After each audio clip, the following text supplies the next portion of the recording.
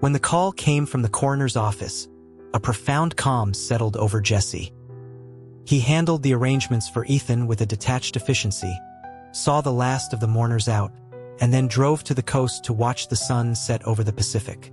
The end of their relationship had hollowed him out so completely that Ethan's final departure felt less like a fresh wound and more like the quiet scarring over of an old one. He was just thinking, lost in the gray churn of the waves, and didn't notice his own feet carrying him past the tidal-line. He forgot to fight as the undertow pulled him down. The dull ache of water pressing against his eardrums was the last thing he felt before the world exploded in light and sound. The sharp pop of a champagne cork yanked his consciousness back from the deep. He gasped, eyes flying open. The version of Ethan seared into his memory. Silent, haunted, was gone. In his place stood a boy with laughter in his eyes, surrounded by friends in a sprawling lake house, blowing out candles on a tiered cake. 19. The candles spelled out 19.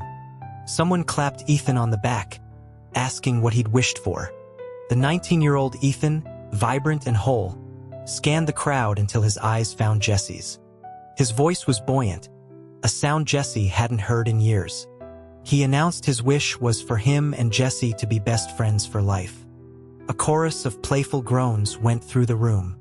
Friends complained he was playing favorites, that they'd known him longer. Someone gave Jesse a friendly shove, pushing him toward Ethan. The scene felt too real, a cruel phantom of the past.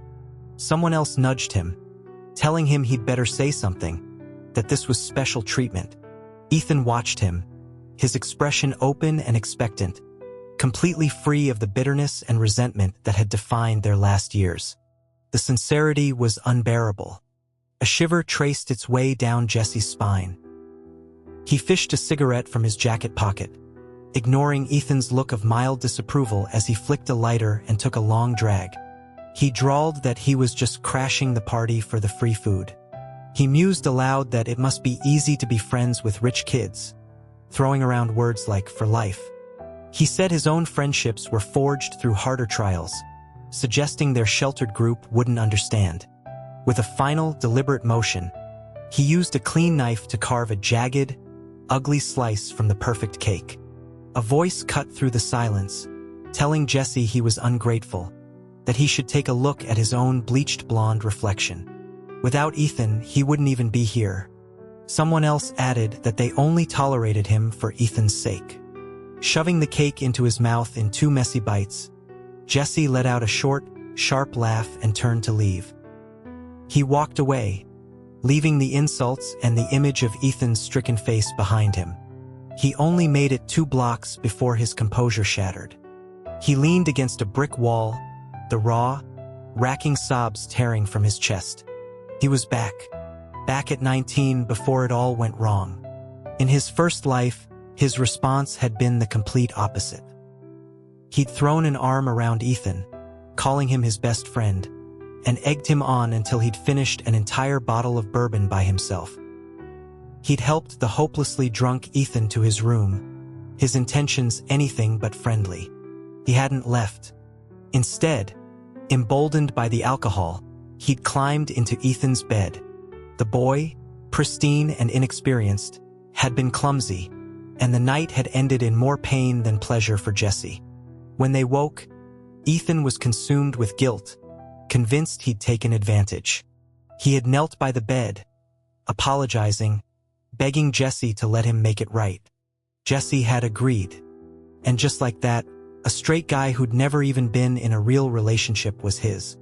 That was the beginning of it all, the first step on a path that had destroyed them both. This time, neither of them could afford that mistake. The cigarette in his hand had burned halfway down. His first instinct was to stub it out, but the person he'd saved his cigarettes for was gone. His fingers hesitated. It was a bad habit he needed to break. It had started in that other life. He was a good smoker, could blow rings and intricate shapes. But Ethan hated it. Every time he lit one, Ethan would close the distance and kiss him, murmuring that Jesse's expression grew too distant when he smoked, his eyes empty of him. Jesse loved smoking, but he loved Ethan's kisses more. So he'd made a habit of smoking in front of him, and the cigarette was rarely finished before he was being kissed senseless. The habit persisted even after Ethan was gone. With a final, decisive movement, he pressed the glowing ember into the palm of his hand. It was the last time. A figure emerged from the shadows at the end of the alley. Jesse blew the ash from his stinging palm, not paying much mind until the person stopped in front of him. He had to dig through a decade of faded memories to place the face. Brad, Ethan's childhood friend. In their last year of high school, Brad had made Jesse's life a living hell. Brad's face was a mask of fury. His fist flew, connecting with Jesse's jaw.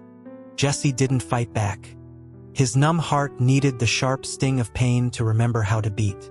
Brad snarled, asking if Jesse had any idea how much effort Ethan put into that party. All of it ruined by him. He called Ethan unlucky for ever meeting him. He reminded Jesse that Ethan had paid for his grandfather's funeral, questioning if Jesse had any conscience at all. Jesse hung his head, taking the verbal and physical abuse. But at the mention of his grandfather, something snapped. He shoved Brad, sending him sprawling to the pavement. He told him if he had feelings for Ethan, he should just confess instead of taking it out on him. He finished by saying he wanted nothing to do with their drama and to stay the hell away from him. Brad's face twisted as the unspoken truth was laid bare. He looked past Jesse, his eyes filling with tears. "Ethan," he cried out, "I was just trying to get him to apologize to you." Jesse turned. Ethan stood a few feet away, his expression cold. The scene was perfectly staged. Anyone would assume Jesse had been the one throwing punches.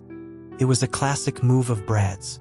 Jesse stepped forward and planted his foot firmly on Brad's hand, grinding his heel into the knuckles. He'd swallowed enough of this garbage in his last life. If they were going to paint him as the villain, he might as well own it. Brad had hit him, and now he'd returned the favor. It still felt like he'd gotten the short end of the stick. Brad screamed. Someone shoved Jesse hard from the side. Jesse stumbled, but righted himself, slinging his jacket over his shoulder and walking past Ethan without a second glance. News of the falling out spread through the school. Jesse, already an outcast, found his life becoming even more difficult. His desk was perpetually covered in footprints. His chair was always wobbly, and his submitted assignments would either vanish or reappear, shredded, in the trash. They were childish tactics, but relentlessly grating. When his test paper went missing again, his homeroom teacher, Mr. Gable, looked exasperated. He called out Jesse's name, his voice echoing in the quiet classroom. He reminded him it was senior year, asking if he could show a little more initiative. He lectured that a good college was better than a community college, but even a trade school was better than sleeping through class every day. A wave of snickers rippled through the room. Brad was shaking with silent laughter. Jesse pulled his hand from his desk, a line of blood welling up where someone had planted a thumbtack. He stood up abruptly, the metal legs of his chair scraping hideously against the tile floor. He walked to the back of the classroom. There, crumpled in the trash can, was his test. In full view of everyone, he lifted the bin and inverted it over Brad's head. He might owe Ethan something, but he owed Brad nothing. Amid Brad's cries, the teacher's shouts, and the frantic shuffling of other students, Jesse walked out the back door. He spent the next week at a pool hall owned by a guy named Skip, working the counter at night and catching up on 2 years of missed schoolwork online during the day. He wanted to learn, but his foundation was so poor that the classroom lectures were gibberish. After locking up one night, he was walking home when a pale hand shot out of the darkness and grabbed his wrist. He flinched, startled, then saw it was Ethan. He impatiently shook him off, but Ethan was relentless, following him like a shadow. Ethan told him to come back to school. Jesse kept walking, saying nothing. He wondered if Ethan would still care if he knew he was the reason his family would be destroyed. He knew the answer. His past life had given it to him. Ethan kept talking, his voice earnest. He said he hadn't known Brad was bullying him, and he'd already requested they be moved to different classes. He admitted it was his fault for not noticing, and he apologized for the misunderstanding in the alley. Ethan's class was in a different building, so it was plausible he was unaware. In the last life, Jesse had endured it to preserve their friendship. This time, he'd fought back himself. He had nothing more to say to Ethan. Every word exchanged was another link in a chain he was desperate to break. Seeing Jesse quicken his pace, Ethan grew frustrated. He rushed forward, grabbing Jesse and pinning him against a wall. Jesse, who hadn't been eating properly all week, felt his vision swim. As Ethan pulled him upright by the collar of his shirt, Jesse's head lolled forward. His lips brushed against something soft. He instinctively parted them, a reflex, before realizing it was Ethan's mouth. A shudder went through Ethan. It felt like a current running from his tongue to the top of his skull, where it burst into 1,000 tiny sparks. The simmering unease and agitation that had plagued him since the birthday party suddenly had a name. His long fingers tangled in Jesse's hair, holding his head steady as he leaned in again, slowly but with undeniable intent. The kiss began as a gentle exploration and deepened into a determined claiming, as meticulous as a scientific experiment. Jesse's head spun from lack of oxygen. For a moment, he saw the deep blue of the ocean again. Ethan patted his cheek, telling him to breathe, pulling him back from the depths and into the cool night air. Their ragged breaths intertwined. Ethan cupped his jaw, about to kiss him again. Once could be an accident. Twice was a statement. Jesse's fist connected with Ethan's face. He told him to get lost. Ethan stood there, stunned. The simmering darkness in his eyes momentarily extinguished. Jesse smoothed his rumpled clothes and shoved past him, finally reaching a street with lamps and a few signs of life. A delivery driver sped by, a vendor laughed with a customer, and a group of rowdy guys stumbled down the sidewalk. Everyone was just trying to survive. So was he. He was just trying to find a version of life where they could all live without suffocating. The group of guys was heading in the direction he'd just come from. A bad feeling settled in his stomach. Ethan was a wealthy, top-tier student. He shouldn't have any connection to people like that. And besides, he'd just assaulted him. It was better not to get involved. His mind made a logical decision, but his feet turned back on their own. He told himself he'd just take a quick look, and if everything was fine, he'd leave. No more contact. He kept his distance, but by the time he got there, the fight had already started. Ethan was holding his own against 4 of them, but then one pulled a knife. Jesse didn't think. He yelled "A" and launched himself at Ethan, tackling him and sending them both rolling towards the wall. The knife sliced through the air where Ethan's head had been. He was safe. That was good. But then why was there blood? Through Ethan's terrified gaze, Jesse felt his own consciousness slipping away. If this new life had any meaning, it had to be for Ethan. He was disappointed to find he was still alive. The meaning of his rebirth was unfulfilled, and he was once again a ticking time bomb planted in Ethan's life. A woman with elegant makeup leaned over him, her voice warm. She asked if he was awake, if he wanted some water, her cool hand resting on his forehead. She was a graceful, kind-looking woman, but the sight of her made Jesse tremble. Eleanor Collins, Ethan's mother. The last time he'd seen her was after the college entrance exams, after Ethan had come out to his family. The ensuing argument had sent Mr. Collins storming out of the house. He'd gotten into a car accident on the way to his office and hadn't survived. Jesse had seen Eleanor at the funeral. She had been skeletal with grief, her fingers like iron clamps on his arm as she screamed at him, demanding to know why he had ruined her son, demanding he bring her husband back. A few months later, she had followed her husband. Ethan, who had been a good son his entire life, had lost everything because of his one and only act of rebellion.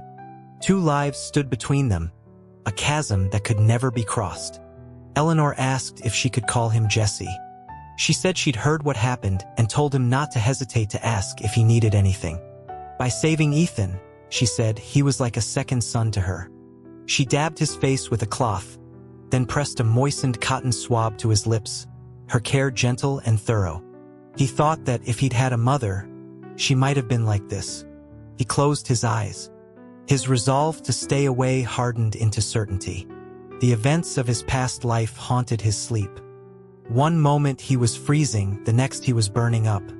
He dreamed of a heavy, warm python coiling around him.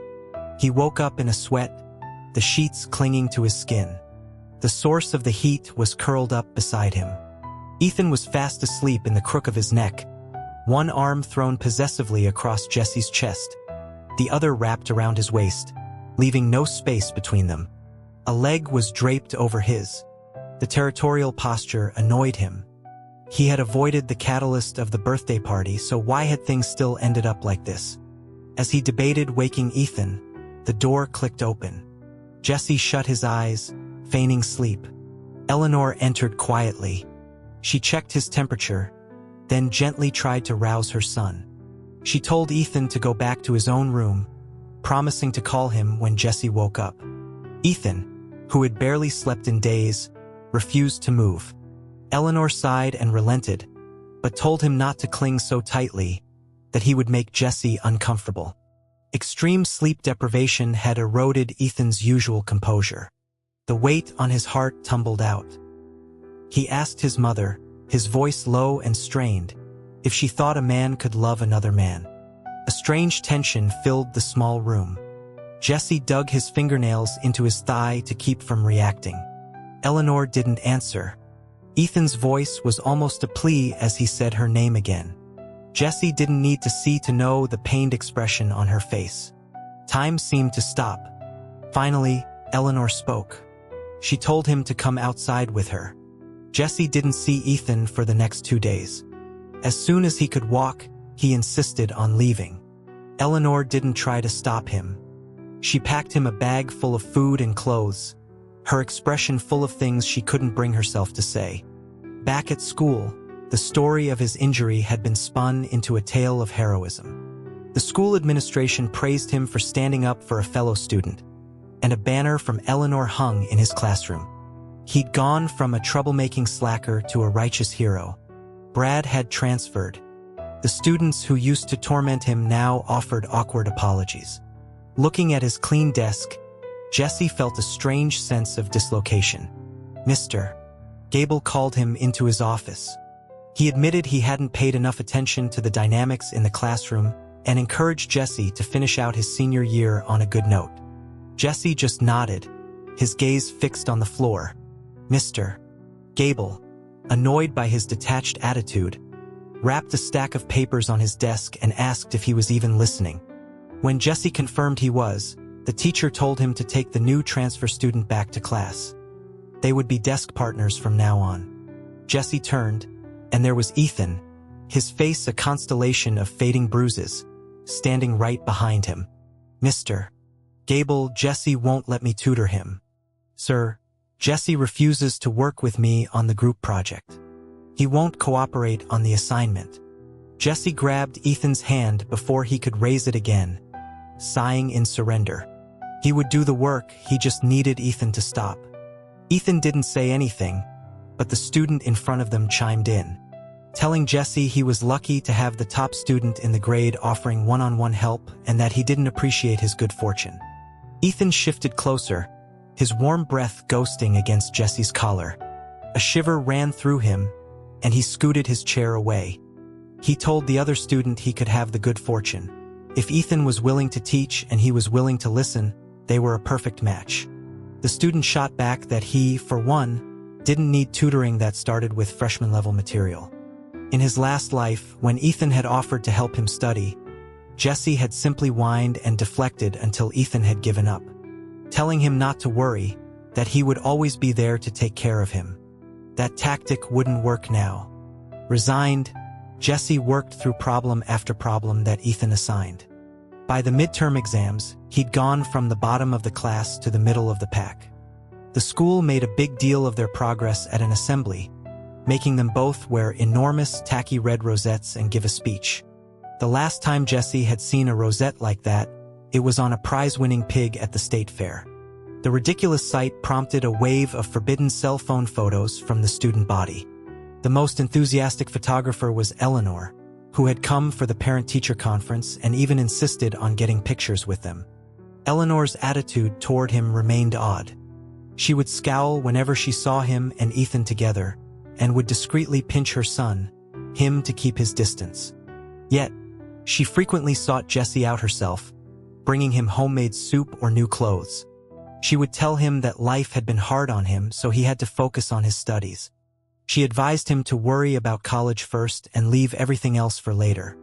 Jesse understood her meaning and planned to have a frank conversation with Ethan. Ethan asked if he could get a little reward for all the tutoring he'd done. Jesse said no. Ethan pressed, pointing out that Jesse hadn't even heard what he wanted. Still no. Ethan slowly encroached on the pencil line Jesse had drawn down the middle of their desk, his tone a mixture of disappointment and frustration. He asked why Jesse was always so hostile to him when he was friendly with everyone else. He reminded him of the fun they'd had over the summer. Jesse put down his pencil, his voice turning to ice. He asked if Ethan thought his grandfather dying was fun. The summer was a period of his life he never wanted to revisit. His grandfather, the only family he had passed away. He had been in a fog, aimless and numb. Ethan had appeared out of nowhere, taking charge of the funeral arrangements and pulling him back from the brink. He had stayed with him for the entire summer. Looking back, Jesse often thought that if Ethan hadn't been so decisive, so present, he might not have fallen for him. He wouldn't have fallen so hard that he felt the need to resort to such a despicable act to bind them together. Caught off guard, Ethan stammered, his mouth opening and closing before he managed to get the words out. He swore that wasn't what he meant. Jesse went back to his work, ignoring him. Ethan stared at him, his face darkening, before kicking his desk leg and storming out of the classroom. The noisy room fell silent. The class president cautiously asked what was wrong between the two of them. Jesse replied flatly that Ethan's foot was itchy. Before the president could ask more, Ethan returned. He accused Jesse of being deliberately cruel, of knowing exactly what he'd meant. He demanded to know what he had done wrong, promising he would change it. Jesse calmly wrote on a piece of paper and pushed it toward him. It read, "Sexual orientation." Ethan froze. After a long moment, he weakly argued that wasn't true. Jesse then asked him what he was doing that night he'd followed him from the pool hall. Ethan was speechless. He remained silent for the rest of the evening, which at least gave Jesse some peace. After school, he blocked the classroom door. He insisted Jesse's change in attitude dated back to his birthday party, that it had to be something he did, not the reason Jesse had written down. The same person who could speak confidently in front of the entire school was now stumbling over his words, nervously twisting the hem of his shirt as if Jesse's answer held the weight of his entire world. Jesse shook his head and spoke slowly, deliberately. He told him he hadn't done anything wrong. It was just that on his birthday, Jesse had decided he'd repaid any debt he owed and was done pretending to be his friend. Ethan's last piece of leverage was the scar on Jesse's back. He pointed to it, his voice tight, asking why Jesse came back for him that night in the alley. Jesse's answer was cold and final. He said he would have gone back for anyone. He asked if that was enough, if they could finally go their separate ways. The next day, Jesse walked into the classroom braced for any kind of emotional fallout.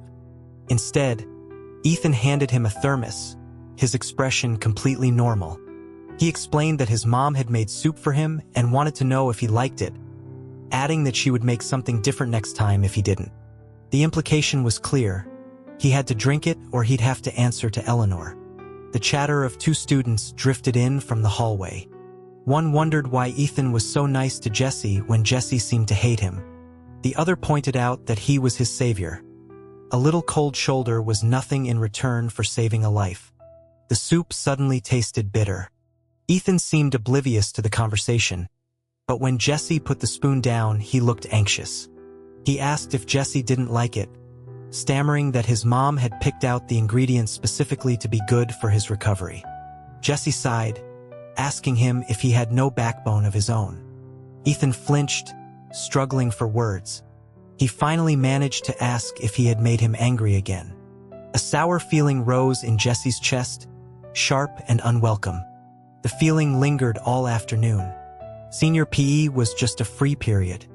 Not wanting to face Ethan in the classroom, Jesse found a quiet spot to sit in the sun.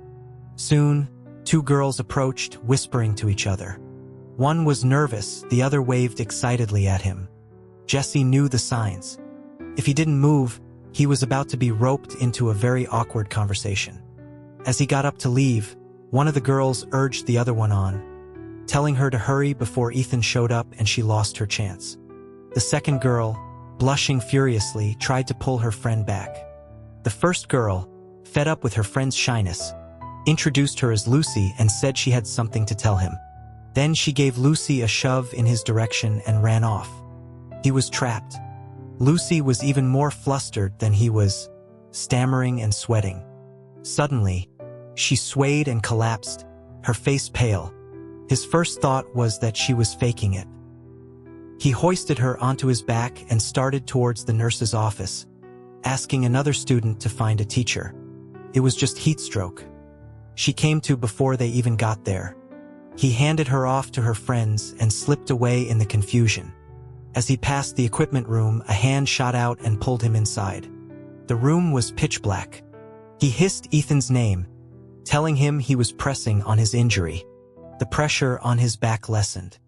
Ethan's voice was low as he offered to rub it for him. His uniform shirt was lifted, and cool fingertips traced a path up his spine, raising goosebumps. Jesse told him to stop, to let go. Ethan refused. Haphazard kisses landed on his neck, his earlobe, the tip of his nose. The more Jesse struggled, the tighter Ethan's grip became. When their lips finally met, a soft, contented sigh escaped Ethan. The 19-year-old Ethan was clumsy and intense, instinctively finding every place that made Jesse react until his resistance crumbled. Jesse was genuinely angry now. Ethan supported his unsteady frame, his voice raw. He told Jesse to be mad. At least this time he would know why. Jesse pushed back against his arms, but then he heard Mr. Gable's voice just outside. The door handle rattled. They were separated by a mere inch of wood. Jesse froze, pressing himself against the door, not daring to move. Ethan let out a soft laugh, his actions growing bolder, his hot breath traveling up Jesse's skin. He whispered for him not to tremble so much. He couldn't take it. The handle turned again. Jesse clamped a hand over his own mouth to stifle any sound. He heard the class president urging the teacher to leave, reminding him Lucy was waiting. The footsteps faded. Jesse slid down the door, his legs giving out. Ethan straightened his clothes for him, his voice a low, seductive rasp. He asked if it felt good. Jesse spat out the word disgusting. Ethan's voice was full of dark amusement as he called him a liar. He leaned against the door beside him, lacing their fingers together in the darkness. He told Jesse he could tutor him, bring him food, give him anything he wanted, even money. He just had one condition. Jesse couldn't accept Lucy's confession or anyone else's. He couldn't be with them. In return, Ethan was his to use. His body was weak and hot, but his heart felt like it had been plunged into ice. The tragic ending that had consumed them all felt like it was standing just outside the door, watching his futile struggle. With great effort, Jesse spoke. He told Ethan to come closer. A weight settled on his shoulder. He reached out, his hands finding Ethan's face in the dark, and kissed him. He had lived 2 lives. Dealing with an inexperienced teenager was second nature. It was the first time since his rebirth that he had initiated a kiss. He poured all the regret of his past life and all the guilt of his present one into it. He kissed him with a desperate, practiced expertise until the waves of emotion peaked and finally receded into a calm emptiness. He pulled back and asked if Ethan liked it. Ethan was panting, unable to form a complete sentence. He just managed to say Jesse was incredible. Jesse's thumb traced the line of his throat. His voice was both cruel and compassionate. He said he knew a lot more, things he learned with his boyfriend. He told Ethan his boyfriend's favorite spot was right there. Ethan had a thing about fidelity. In their last life, he had been insecure, needing constant reassurance. The breakup had been tied to it. They were in their final year of college, both swamped with internships and startups. The arguments became more frequent. He hated Jesse's boss, a successful man who was good to Jesse, but who often took him to late-night networking events. One night, when Ethan was supposed to be out of town, Jesse didn't tell him about a dinner. He came home early to find the boss helping a drunk Jesse into bed. The fight was explosive. Ethan had screamed, asking if he'd have found them in the same bed if he'd been a minute later. He demanded to know how many times it had happened, accusing Jesse of being bought. He had yelled, asking if the money was worth 2 lives. The words hung in the air, and the argument died. Ethan knew he'd gone too far, but was too proud and hurt to take it back.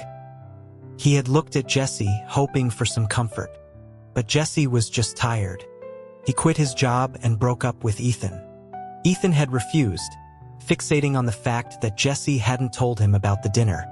Jesse, done with fighting, stated plainly that they had been a mistake from the start and that they were better off apart. Ethan accused him of giving up just when he was trying to build a future for them. When he asked if Jesse had wanted to break up for a long time, Jesse, wanting a clean break, said yes.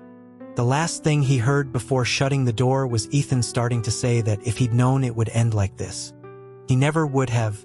He never found out what it was Ethan wouldn't have done. 3 days later, the coroner called.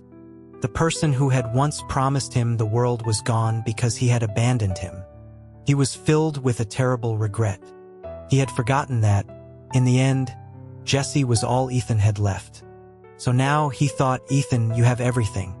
Don't fall into this trap with me. But he had misjudged the situation. This Ethan was different. He continued to bring him food, using Eleanor as leverage when Jesse refused. He still corrected his homework and even did his share of classroom chores. His supposed jealousy had vanished. He would constantly ask about the non-existent boyfriend, wondering who was better to Jesse, when they were breaking up so he could get in line. He argued that even ancient kings had multiple partners, so what was the harm in adding him to the mix? All of Jesse's attempts to push him away were absorbed without effect. The only ground he could win was verbal. He told Ethan they had been together for 5 years, that he would die for his boyfriend.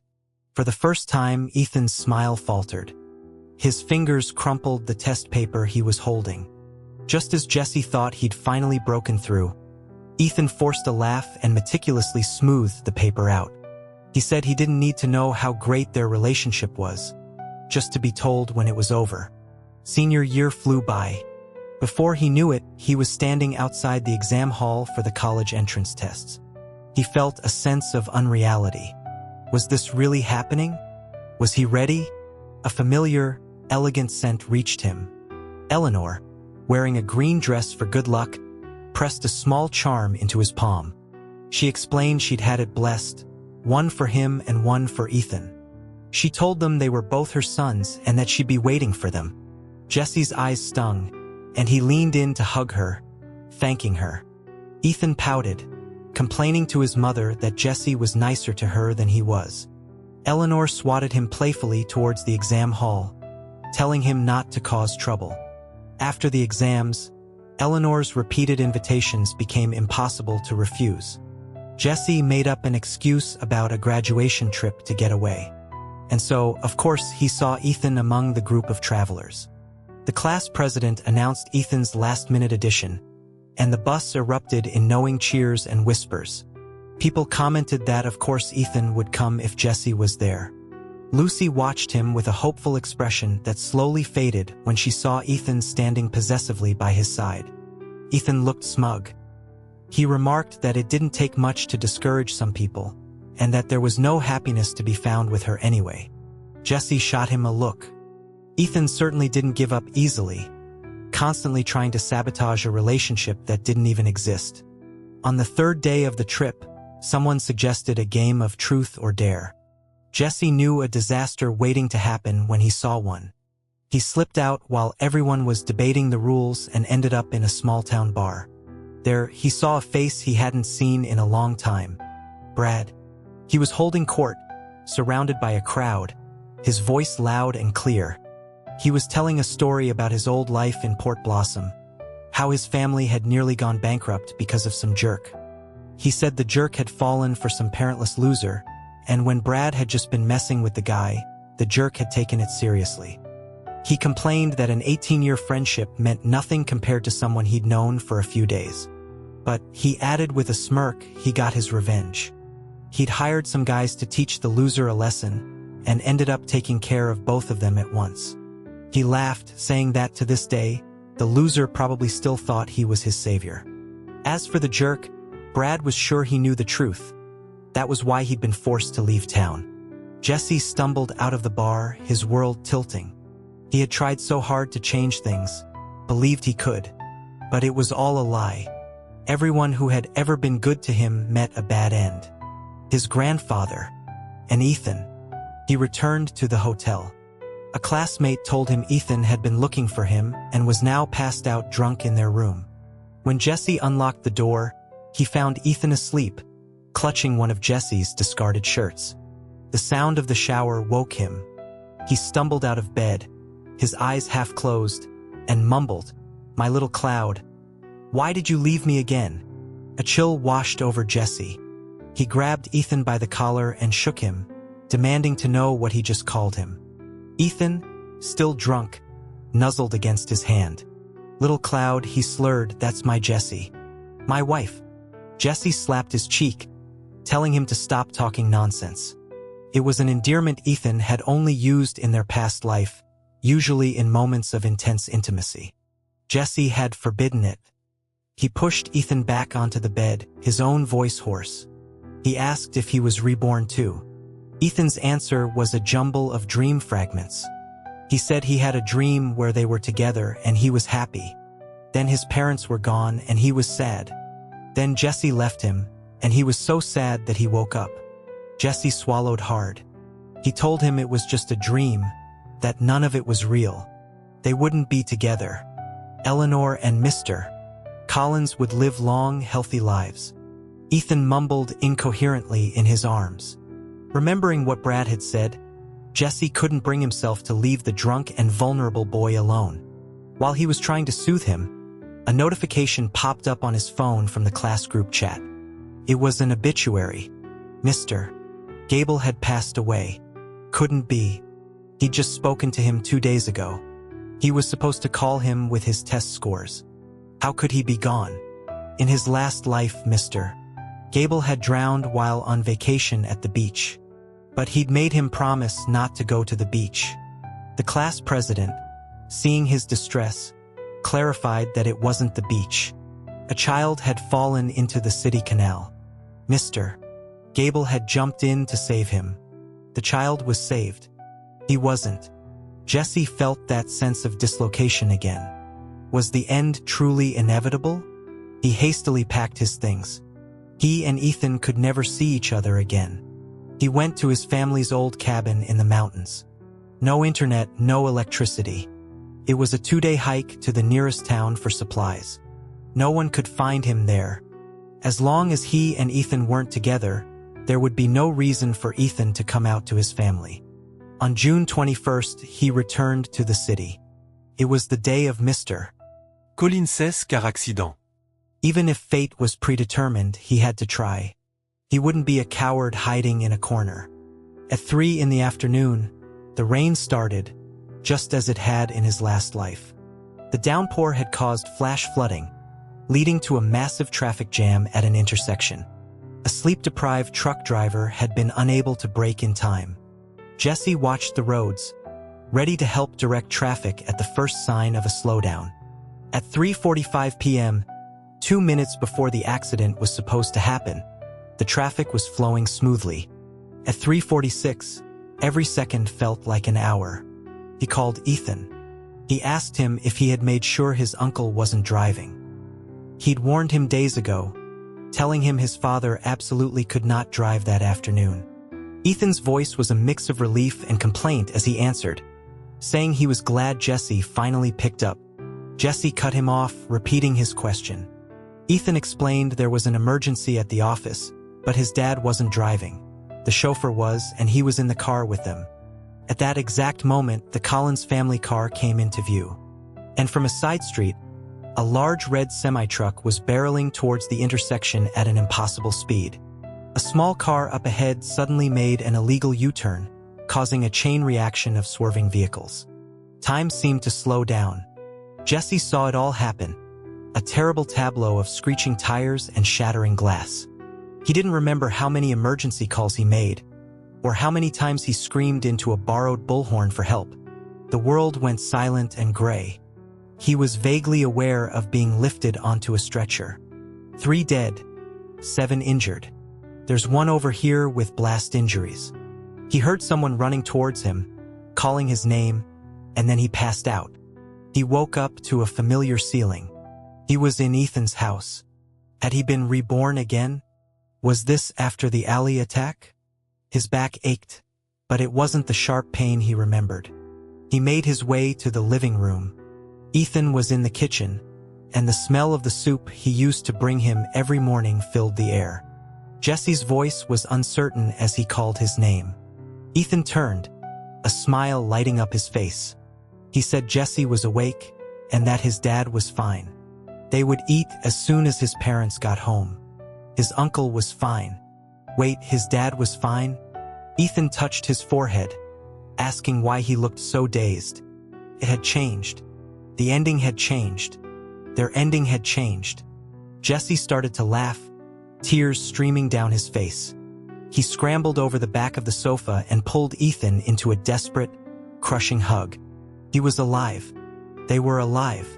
He could breathe again.